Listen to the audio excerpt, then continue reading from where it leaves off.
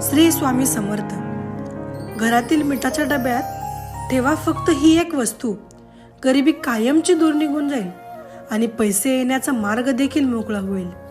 माता लक्ष्मीच्या आशीर्वादाने तुमच्या जीवनामध्ये होईल धनाची वाढ. तुमच्या घरामध्ये मिठासाठी डबा वेगळा ठेवला आहे.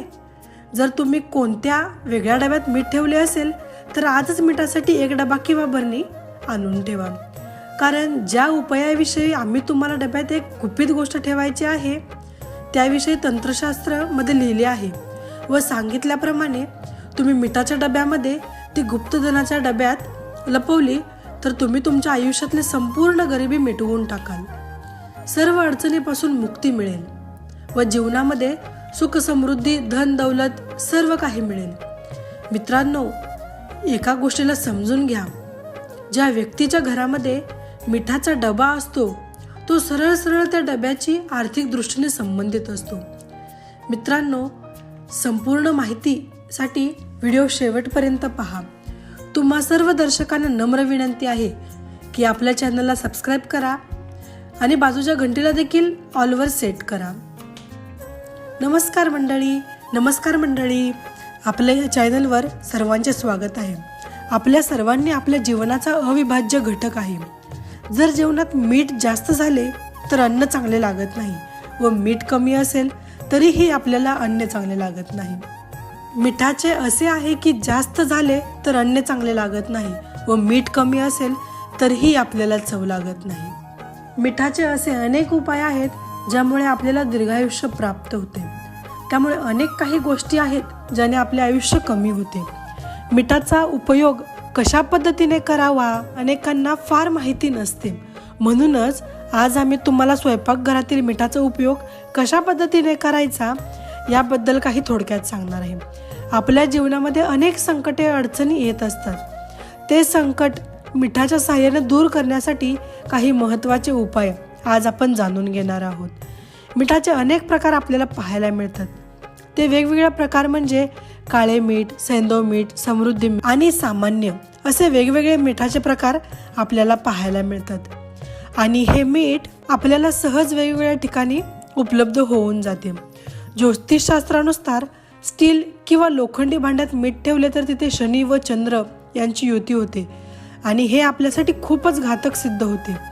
हे रोग व शोकाचे कारण बनते.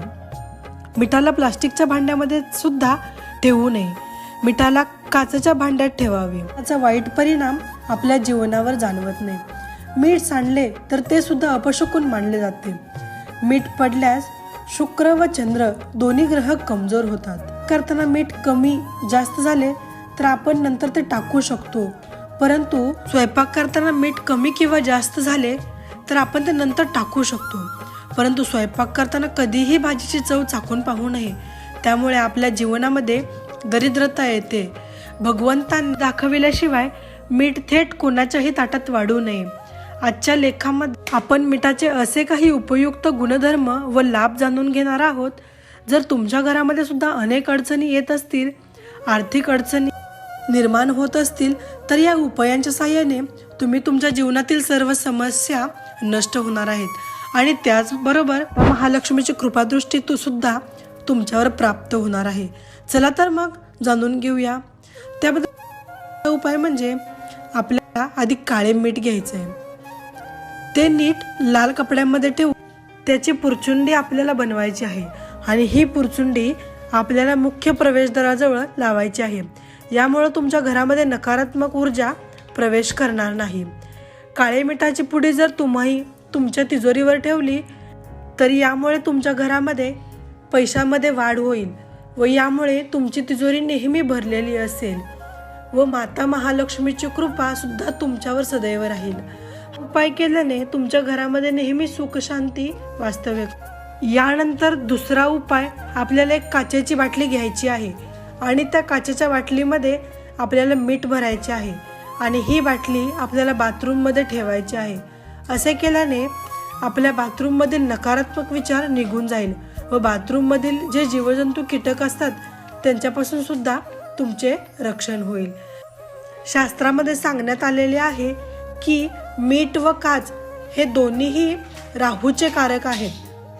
म्हणून जर आपण घराच्या एका कोपऱ्यामध्ये काचेच्या बाटलीमध्ये मीठ ठेवले तर घरातील नकारात्मक ऊर्जा नष्ट होऊन सकारात्मक ऊर्जा तयार होते. स्टील भांड्यात मीठ ठेवले तर अशा वेळी चंद्र व शुक्र यांची युती होऊन त्याचे परिणाम तुम्हाला भयंकर होऊ शकतील.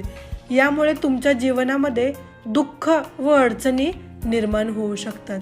मीठ नेहमी काचेच्या बरणीतच ठेवावे. घरामध्ये नेहमी पैसा खेळावा असा तुम्हाला वाटत असेल तर नेहमी काचेच्या बरणीमध्ये किंवा काचेच्या ग्लासमध्ये मीठ ठेवावे.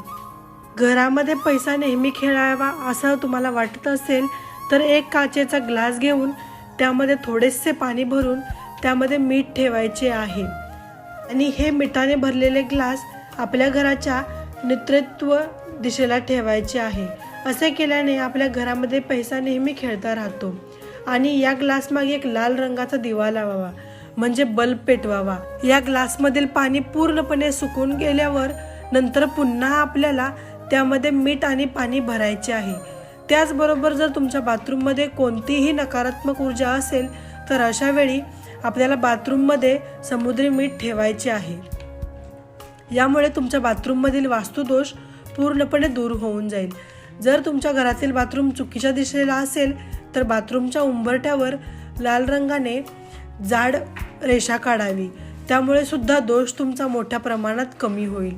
जर तुमच्या बालकाला नजर लागली असेल तर अशा वेळी चिमूटभर मीठ घेऊन त्यांच्या अंगावरून ओवाळावे आणि ते मीठ वाहत्या पाण्यामध्ये सोडून द्यावे.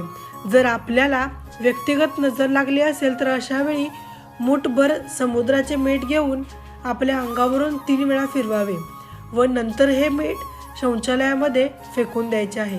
असे केल्याने आपल्याला जर कोणाची नजर लागलेली असेल तर ती निश्चितपणे निघून जाईल.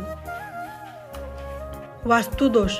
अनेक वेळा वास्तुदोष दूर करण्यासाठी सुद्धा मिठाचा उपयोग केला जातो. असे काही उपायांनी आपण दोष दूर करू शकतो. जर तुम्हाला तुमच्या वास्तूमध्ये नेहमी भय वाटत असेल तर अशा वेळी आपल्या दोन्ही हातामध्ये मीठ घेऊन उभे राहायचे आणि त्यानंतर हे मीठ बेसिनमध्ये टाकून द्यायचे. पाणीचे नळ चालू करून ते मीठ पूर्णपणे वाहू द्या. असे केल्याने आपल्या घरामधील वास्तुदोष संपूर्णपणे नष्ट होऊन जातो.